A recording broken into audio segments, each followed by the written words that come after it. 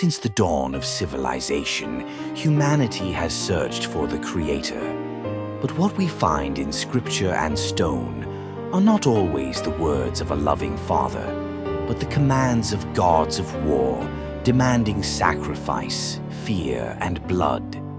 Religion has rewritten itself countless times, shaping belief to serve power. Yet the truth has always been hidden, concealed beneath myths, lies, and contradictions. We do not come with blind faith, nor with allegiance to any creed. We come to strip away the masks, to expose the prison gods, and to seek the true source beyond the veil. This is not religion. This is investigation. This is the search for the Creator through the Vail of Deception. The Covenant of Fire. A report on Yeshua, Yahweh, and the Ark of the Covenant 1 Introduction. This report explores a radical spiritual cosmology in which Yeshua, Jesus, was sent not to fulfill, but to liberate humanity from a tyrannical God figure often identified as Yahweh. Central to this theory is the belief that Yahweh, originally an entity imprisoned within a pyramid, was later contained in the Ark of the Covenant and wrongfully worshipped by the Israelites. This entity is not the true creator, El or Anu, but a powerful being demanding fear, sacrifice, and blood. The covenant with Yahweh was never broken, and the continuing suffering of the Jewish people, including events such as the Holocaust, may be interpreted as ongoing punishment within that covenant. Yeshua, a man and possible divine emissary, was killed for threatening this divine grip, and the resurrection story was a counter-conspiracy to reclaim spiritual autonomy. In the beginning of this story there is no salvation, only a bargain. The covenant was not made with the Creator of all, but with a prisoner, a God of fire and blood. This being demanded worship, demanded obedience, demanded fear. 2. Origins of Yahweh. Yahweh first appears in ancient Canaanite texts, possibly as a son of El, the chief deity. Over time, he evolves from a minor storm and war god into the sole deity of Israelite religion. The oldest mentions of Yahweh appear in Egyptian inscriptions from the 13th century BCE, linking him to the land of Shasu, possibly Midian. In the Hebrew Bible, Yahweh is depicted as both fiercely loving and murderously vengeful. He slaughters thousands, demands exclusive worship, and enforces his laws with plague, famine, and death. These traits contrast sharply with the notion of an all-loving Father described by Yeshua. This leads to the theory that Yahweh may not be the same as the true God of Yeshua, but rather a rogue spiritual entity. Long before he was called the God of Israel, Yahweh was only one among many. In the temples of Canaan, the high god El ruled. Around him stood his sons, gods of storm, of war, of fertility. Among them was Yahweh, a lesser name, a shadow at the edge of divinity. The oldest record of Yahweh is not found in Israel but in Egypt. Carved into stone, he was linked to the land of Shasu, a desert tribe wandering on the margins of empires. Not yet almighty, not yet supreme, only a name carried by a people without a home. But in the wilderness, something changed. Released from the stone prison of Kemet, this God took on power. No longer a shadow, Yahweh became a storm. He demanded blood, demanded obedience, demanded war.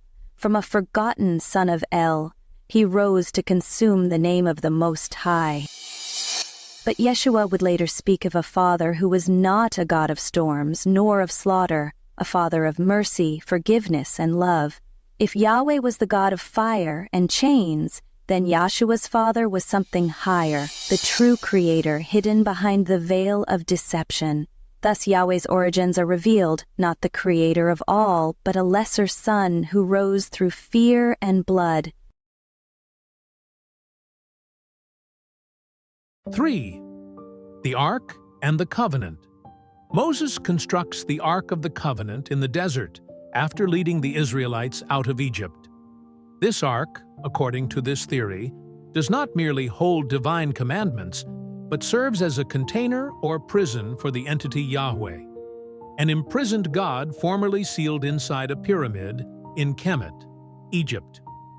When Moses departs Egypt, the Egyptian god-king chases him not just for slaves, but to recover this divine prisoner. Outside its pyramidic prison, Yahweh grows stronger. Initially appearing benevolent to Moses' people, it soon reveals a bloodthirsty nature, demanding animal sacrifices, orchestrating mass killings, and punishing disobedience with death.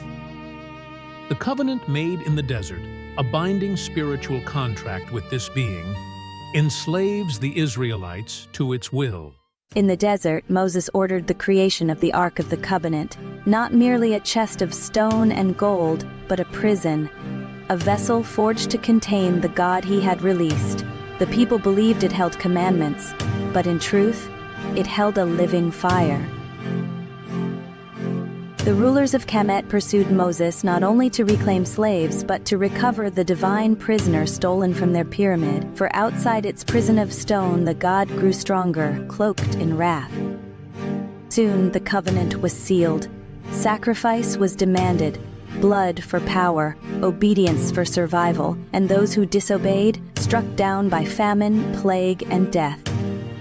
At times he appeared as deliverer, granting victory in battle, yet behind every triumph lay slaughter, thousands killed, cities burned, treasures stolen in his name. This was no covenant of love, it was a covenant of fire. 4th, Yeshua's role. Yeshua, Jesus, enters history as a Jewish teacher, but speaks of an Abba, Father, who is loving, forgiving, and not bound by temple or sacrificial law. This Abba contrasts deeply with Yahweh's portrayal. Yeshua's message may be interpreted as a warning. Humanity had been worshiping a false god. This made him a heretic in the eyes of the priests who still followed Yahweh. He is crucified not for political rebellion, but for spiritual rebellion, for denying Yahweh's dominion. The idea that he was the only begotten Son of a loving God may reflect his unique spiritual connection to El, Anu, or another higher deity. A cosmic entity, possibly one of many gods or archons, was sealed in a pyramid by Kemetic priest-kings who knew its power was dangerous. Moses, raised in Kemet, stole the entity, calling it Yahweh, and built the ark as a vessel to contain and weaponize it. This being helped free the Hebrews, but soon enslaved them spiritually through fear, ritual law, and covenant. Yeshua, a man touched by deeper spiritual knowledge, tried to warn the people and expose the tyrant God, referring instead to a father not of this world. He was executed by that very God, using his own priests and laws. His resurrection story was a revolutionary trick by his followers to inspire rebellion and break the covenant. But the covenant remains unbroken.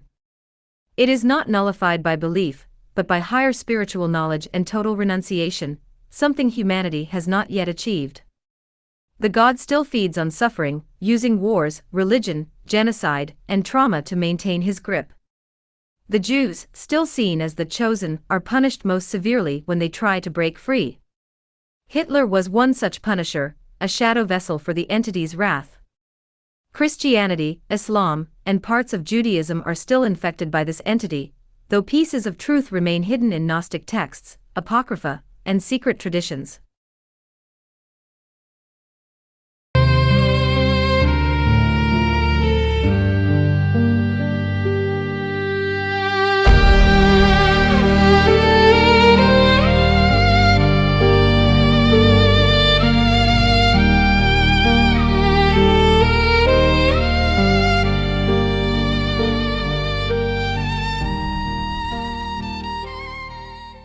What you just watched is only the beginning.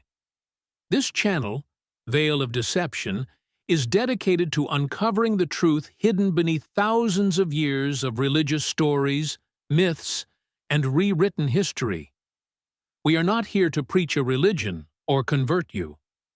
We are here to question, to investigate, and to pull back the veil that has blinded humanity for centuries. From the Bible to the ancient tablets of Sumer, from the pyramids of Kemet to the words of forgotten prophets, we are searching for the Creator beyond deception. We expose contradictions, unravel myths, and explore connections that organized religion wants you to ignore. Our dedication is simple: follow the evidence, wherever it leads. We are seekers of truth, not servants of dogma. If you feel the same, if you sense that history has been altered, that the divine has been twisted into control, then join us. Subscribe to Vail of Deception. Together, we'll uncover what's been hidden in plain sight.